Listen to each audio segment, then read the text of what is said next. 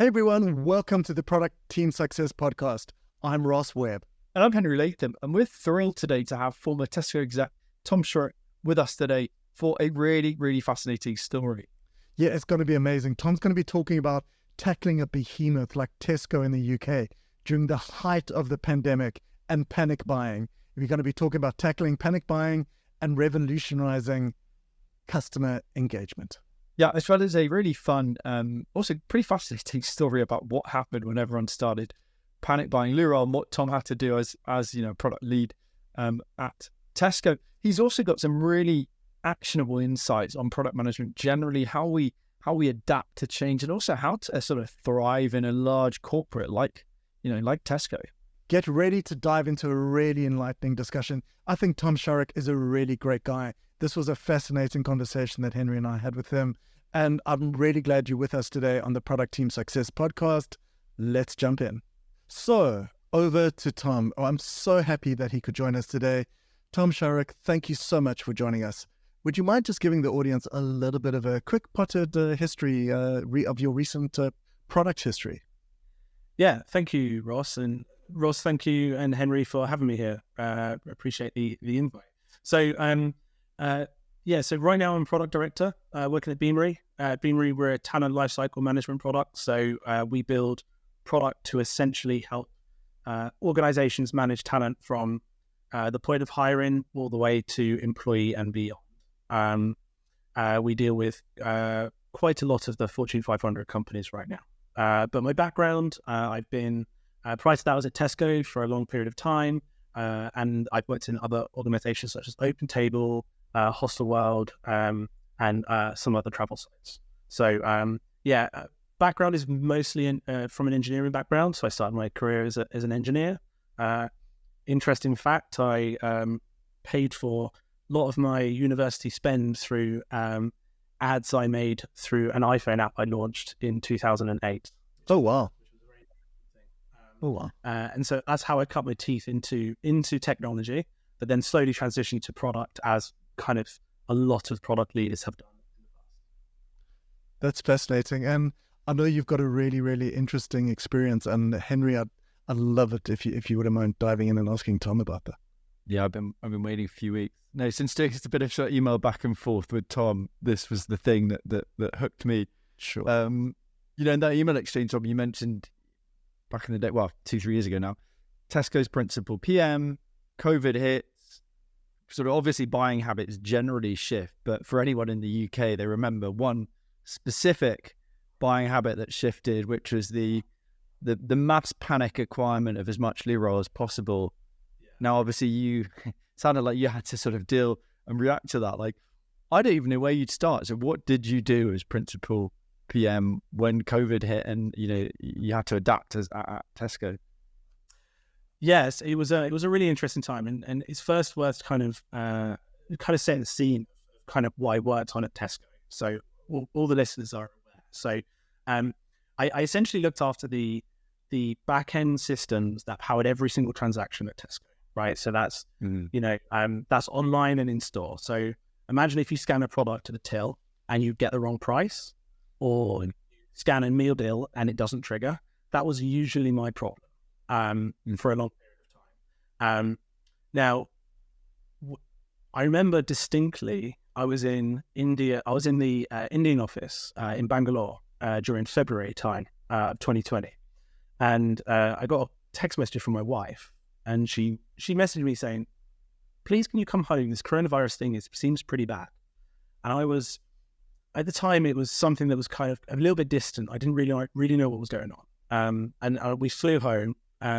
We stopped off at Dubai because we changed there, and I suppose the feeling in the Dubai airport was really, really strange. Everyone was kind of like rushing to their flights and everything like that. So when we got home, the UK hadn't quite hit the UK at that point. And so fast forward to March, Tesco changed overnight. Right? It just completely changed overnight. I remember distinctly, we were in the office and around about 5:30, our CTO and a security guard came round and went, "Everyone needs to go home now and everyone has to work from home." And we didn't really know what was going on. And it really, really strange. So we kind of packed up our stuff, went home, and the next day when we started working, it was just evident that just buying habits had completely changed. Right? And the easiest way I can describe it is we had a complete reverse growth problem. We had too much growth too quickly, and we couldn't deal with it. Right? So Tesco's like the backbone of people getting groceries in the UK, right? And so when buying habits change from people buying different things in different volumes, and going to the stores at different times, essentially you run out of all of the things, right? And all the things that people are buying, right? And so obviously things like toilet roll and like long life stuff tended to be the things that went completely out of stock really, really quickly. And what's interesting here is I could see the problem through the data, right? So I was essentially on the phone to a lot of my family all the time because they were asking me what Tesco stores have stock. The Tesco app has evolved now, and you can actually see the stock in the stores. Back then you couldn't, and so we had like an app that could do that. And so obviously I was talking to family friends saying, look, yes, this place has stock, this place doesn't have stock. I was actually trying to help as much as I can around the panic buy-in, because Tesco did have enough stock, right? We had enough stock across the whole country. The problem is when a pandemic hits and you have people shielding, you have people going off sick, and then your buying habits just quadruple overnight, your supply chain just can't keep up, right? So we had this problem. We just couldn't get the stock to the stores fast enough. And because of that, it looked like there wasn't enough stock, which kind of exacerbated this like constant kind of like panic buying. What's interesting here is the Brexit uncertainty had meant that Tesco had stockpiled a lot of stock, because just in case trading got expensive during that kind of uncertain time. So it was really interesting that we had the stock, but we couldn't get it to the stores quick enough, right? And then to dive into what we saw from a data perspective, we saw basket sizes from volume of items as well as value triple, right? Essentially, everything went kind of through the roof. We also saw the volume of people coming into the stores to dramatically change. So like, the time in which people were coming in generally was all at the same time. In normal situations, you see a lot of people kind of like staggered throughout the day. We end up having a lot of people come in the morning, very, very early, because that's the point in which they thought the stock was there. So was this not when only old people could come in, like first thing in the morning? Was that? So that was before this. That was before kind of got introduced. Sure. And so we had like two compounding problems we were trying to deal with from a product perspective. We had how do we reduce basket size and volume? We really want to make sure that people are only buying the stuff that they need to buy, right? And what things can we do really, really quickly to kind of reduce that basket size? And then secondly, it was about how do we start to stagger the amount of people coming through the stores in a given day, right? And both of those things would really, really help from like normalizing the problem. Because obviously, the other thing that we were dealing with here was, it was also people's health, right? I was very aware that there were people going to the stores that, had underlying health conditions, and the risk of COVID could be quite severe for them. So, the stakes were very high from trying to solve this problem fast. And if you don't know how, I'm not sure if many people know this, but the way that the tills work at Tesco is every single till has a local file containing every single price, every single promotion for every single product that exists at Tesco. So essentially they're designed to work offline without the internet. And that causes problems because the stores kind of go in and out of having internet access. Mm-hmm. And one of the things we need to do really, really quickly, and what we saw was exacerbating the basket size, was multi-buy and other promotions at Tesco. So one of the first things we did, almost on like day one or day two of where this was happening, was we had to really quickly figure out how do we remove all multi-buy promotions from every single Tesco store, because that was essentially, we could see from the data that was essentially adding to the problem around basket size data, right? So that was one of the first things we had to do. And the challenge with that is you've got something like 20,000 tills in the whole of the UK that power all of Tesco. And you have to take each one of them offline for a period of time to make any updates. So then there was this whole process around actually how do you do that in a way that doesn't exacerbate once again the queuing and the panic buying in the stores. So that was a really interesting balance of trying to figure that out. And we had to spend a lot of time modeling like exactly how, like when and how to take tills offline so we could update. So sorry, just on that point, how much of that is like a people's problem versus system? So for example, I can imagine as the store manager, you're seeing sort of chaos at tills because Tom's team have shut down half of them for 10, 20 minutes or so. What did you, beyond the sort of, this is a data and like a technical systems problem, how much of that was sort of influence and how did you navigate that? Yeah, so I think the first thing to mention is obviously we have a lot of data around footfall in stores, right? So we know, obviously footfall is tracked, right, quite significantly at Tesco, right? So any given time we can start to understand how many people in the stores, right? So based on that, you can start to model when is the right time to make updates and changes to tills and all this. Got it, exactly. So it was that's the way we tried to navigate it, right? And also, obviously we have transactional information, so we can see real time the transactions happening in store and stock levels. So those things combined gave us an idea of kind of like the best way to navigate that, right? And so one of the first things we had to do was, like, as I said, stop those multi-buy promotions, right? Just almost instantaneously. And we did that in a couple of days. And one thing that's interesting here is prior to that, luckily, we had been working on a transformational program to essentially allow us to change promotions and prices on the till in much faster time than it ever was before. Usually it was days and weeks to change this stuff. Luckily, we had almost rolled out this change to allow it to happen really quickly. So we ended up utilizing that, luckily, to get this kind of change done. And we did see, I think we saw something like a 20-30% reduction in basket size pretty quickly from stopping the multi-buy promotions, which like went a long way in starting to really help from a panic buying and stock situation in the stores for Tesco.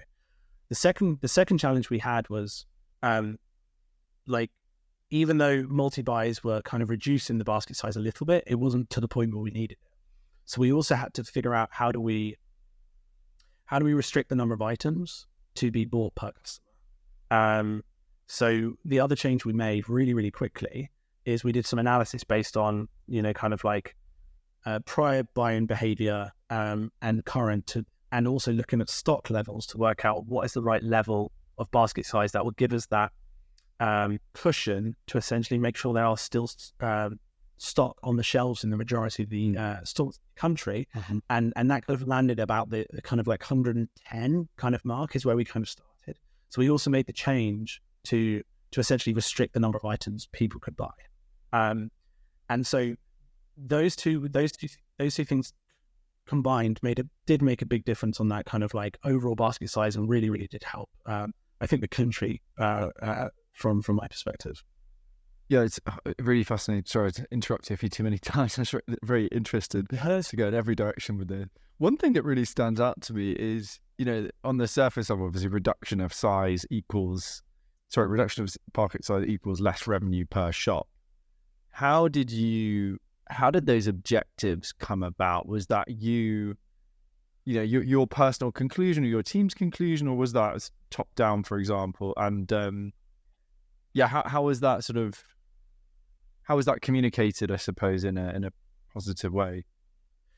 Yeah, so look, I think the first thing to mention, which I think was really, really, really great to see in an organization, is, at that point we did not care about revenue. We did not care about No. we didn't care about anything like that as an organization. Mm-hmm. At this point, our primary focus was making sure that the people who need to get groceries got groceries, right? And that almost became our mission overnight, was just like, revenue doesn't matter. right? Because like the volumes are high enough where the revenue is gonna be big regardless, right? Yeah. So we ended up having like there was a leadership group that got together daily that discussed changes that we had to make. And essentially what would happen is we would go to that leadership group with proposed changes based on data that we've seen, and there would be a sign-off process based on, hey, we think we need to reduce it by this amount, we need to pull multi-buy promotions, etc., this is why. And that would be kind of approved through our CTO and a few directors, and then we'd kind of execute. But it's worth mentioning that at any point, it was never about revenue. It was all about protecting the customers and also making sure they got the grosses they need, which was, I don't think I've ever been in an organization at a time where it has felt so important and a single mission, right? And it's so important to get those groceries for those people at that point, and nothing else mattered. Yeah, it sounds like there's just an awesome focus, which is, again, great because it's a huge public service, just a focus that came about, which we don't expect from, large organizations generally. It also seems to me just a really good example of the principal PM role coming to the fore, because I could see a situation where it's very easy if you got, sort of product group over here, another one over here, and it's everyone saying, well, like, it's not my, not my responsibility, not your responsibility, it's like, whose is it? And this is sort of the coming above that and actually unifying the efforts of the whole organization even. What are your thoughts on that? Do you think that was, do you think that your title actually played a role there, or is it just, you are potentially being the most likely the most experienced, most effective PM there? Yeah. So, across all of the teams that owned pricing, promotions, transactional systems, we had like 170 engineers and like 10 product people. So this was like a company in a company, right? And so as a principal across that, like, when I moved into that role, that was the whole purpose of my role, is to just be able to like cut through the cross team dependency stuff and just be really focused on like an outcome that we need to achieve and make sure people are aligned and kind of help the teams work through that. So I think that really helped as part of that process as well, right? We could have a single way in which we could execute on it. Obviously, as a principal, that meant that I spent a lot of time diving into data, trying to understand what was going on, trying to work with the teams on the ground to try and create some focus, and also bring that back up to leadership in a kind of a consistent way. So I think it was a really good sell into the organization of why we need principals. And I was, at that time, I was the first principal product manager at Tesco, and it kind of ended up being this. It ended up out of that came this need of needing principal product managers across different areas across the organization. So I think I kind of played my part in kind of proving the value of those. Yeah, I mean that is and I was about to say, I think that's a great example of impact, because they're not going to do that, invest heavily in something unless you, as the initial principal, I suppose still the principal, if it was the one, delivered a lot of value. I suspect as well, being British, and Ross, you've lived in the UK long enough to pick up this cultural tweak, that you are probably underselling yourself quite a lot in terms of your individual impact. Are there any, maybe just three really concrete, if you look back at that time? The other word that comes to mind, sorry, is anti-fragility. Everyone understands the concept of being fragile, right? But this fact that not only you're adapting, but actually taking advantage of it as a company, whilst also delivering more, value to shareholder, but value to ultimately customers, which is the whole nation in the case of Tesco. Are there, maybe two or three really nice, concrete, specific pieces of advice you could give other, PMs that are trying to really, maximize their impact?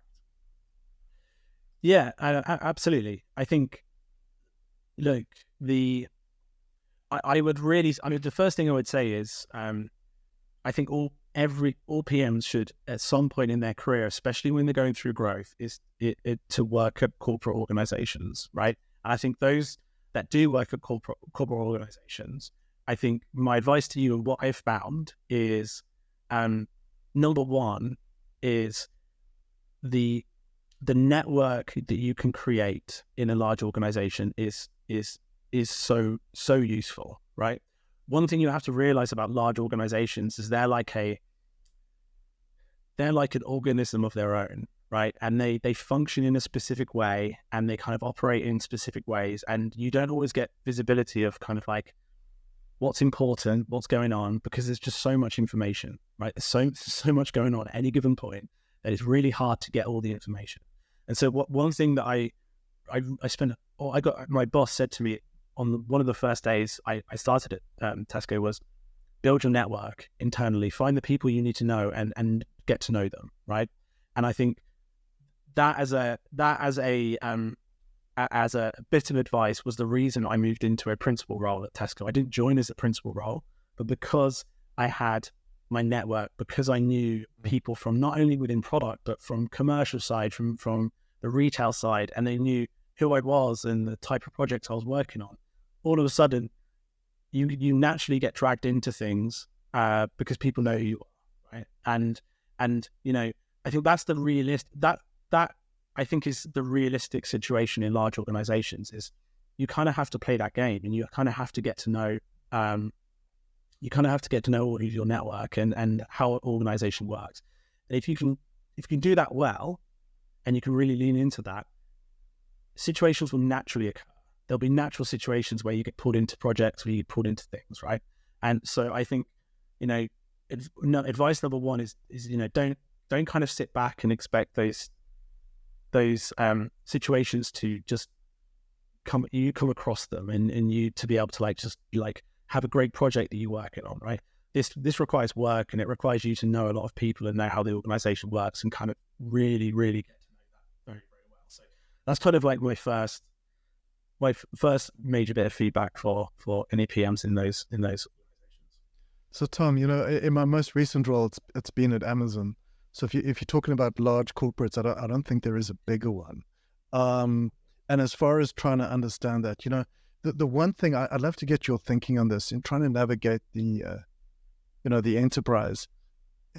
I always try and put myself in the shoes of people in different orgs and try and realize they probably don't have a clue what this product management thing is. They just know that at some level, you're the product manager and you're responsible for something, and they're not quite sure when to come to you for a question, when not to come to you for a question, or sometimes there's a perception that every single time they come to you, the answer is just no, can't, not on the roadmap, not on the roadmap.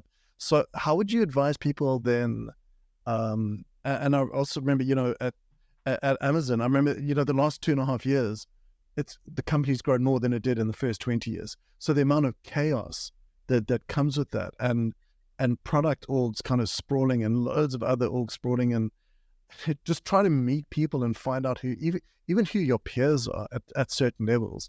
And I'm not saying it's worse at Amazon than other organizations. I think every single organization I've been at a certain enterprise level has got that complexity, but I'd love to get your thinking on, you know, how do you put product in, how do you get people to kind of understand what it is that you actually do when they really don't a lot of the time?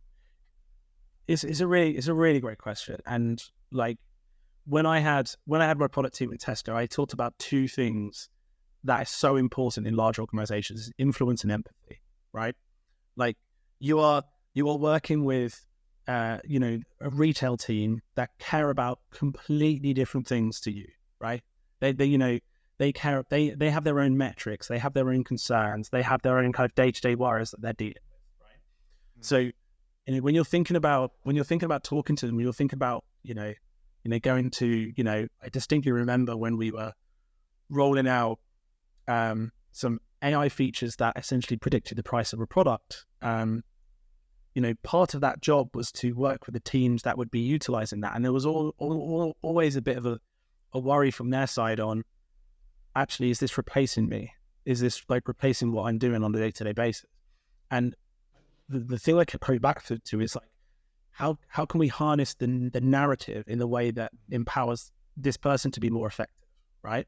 And that always works so well, right? And that's why it goes back to that network, right? If you take the time out to get to know what makes these functions work, what makes them tick, what they care about, you can use that when you try and influence them to get buy-in from things. If you just go to them and say, hey, we've got this product idea that is going to do X, Y, and Z, and it's on our roadmap, is unless they have your context in large organizations, they're never going to have that. You've got to change the vantage point, right? But it's one of these like great ironies of product. Like some of the product managers that will complain most about like their stakeholders and their boss, and will say like, why aren't we more customer centric? Like we should be more product led.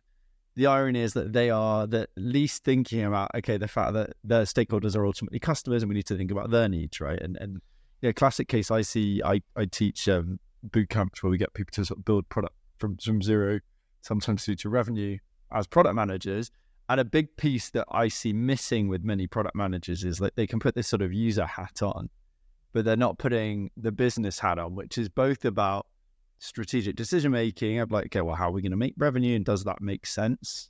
But also understand that, okay, if you're going to be asking for, say Tom's my boss, hey Tom, give me £1 million to go and try and build this thing, then Tom rightly is going, well, like, is it going to work? Like, do we have a unique value proposition? Do we have defensibility? Like, do the basic maths.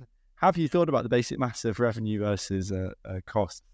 And it's a big lesson that you see with PMs going into sort of more senior is like they need to cross that bridge. Part of it's obviously storytelling as well, as you touched upon there, but it's just, actually empathizing with what is Tom worried about? What's Tom's boss going to say to him? And it's, as we treat our users, we should be treating our stakeholders. Henry, I want to just add two things to that. Then I want to get Tom's view.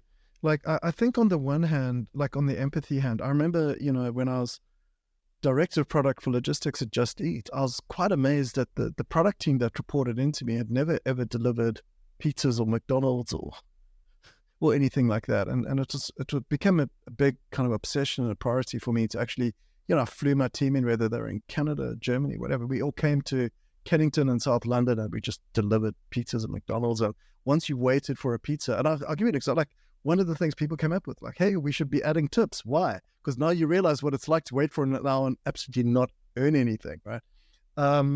So I think that's one thing on the one hand. But on the other hand, I think there's a massive education component that is missing. And you kind of hinted a little bit with the Prod MBA where it talks about revenue. But, as somebody who's coming at it from an MBA perspective, I find that the amounts of lack of financial literacy, where people may come to me as a product lead or come to Tom and go, like you say, hey, I've got this great product or project. It's got a feature set. It's going to cost $1 million. But they don't have a really good way of actually kind of going through, let's actually do a proper ROI of it. And they have the financial literacy. I think they get so caught up on trying to be engineering literate that they forget the other side. But even just doing the basic maths on it, it's, I have conversations where someone will come up with a really good idea. You're like, okay, so an example we had recently, it was going to be, it was a product coaching offering, but a bit more, I can't remember what the sort of the unique take on it was. I was okay, so you're going to charge them like €10 a month and you're doing one-on-one sessions. How much is a good product coach going to cost? 100, 200 quid, 300 quid. And it's just like, the basic, you immediately undermined yourself in that specific example, despite actually being a good product manager, being a smart guy, well experienced. So it's just basic literacy, which is, it's one of the advantages of an MBA. I think there are disadvantages with the traditional MBA where it's sort of slightly overthinking the numbers. But as with everything with product, right, we need to have a base foundation in all of these key skills. I say, Tom, what your thoughts are or observation? No, completely agree. I think there's kind of 2 points that you've mentioned there, Ross, that's worth digging into. One is like the having first-hand customer empathy. You talk about like the never delivered, right? Anything like that. The one thing that Tesco always did was everyone, even our CTO, even our CEO, 3 times a year had to work one shift in every single in a Tesco store, right? That was like mandatory. And it was eye-opening for everyone. Everyone came back with tons of product ideas. Everyone's like, why does this suck so much? Like, why haven't we solved this problem, right?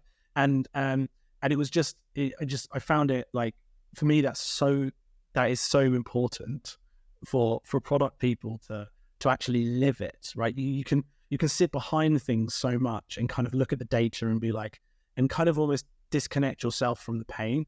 I really feel that product people have to like put themselves in that painful process, go through what a customer goes through or what a user goes through to really, really empathize. You can't just empathize through data. You have to empathize through actually doing it, right? Do you do that, sorry, Tom, with your, have you, maybe a few examples of like how you sort of tried to get your PM or PMs you work with to, to sort of get into that kind of, real world experience? Yeah. So I think like in my current role in Beanery, there's a few things we do. So number one is,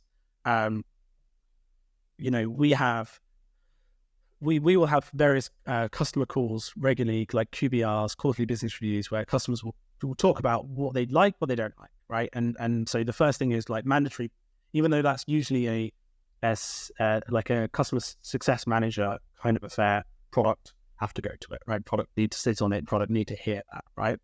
I think the other thing is, we have this term of like drinking our own champagne, right? Which is like, we are building a product for recruiters and internal mobility.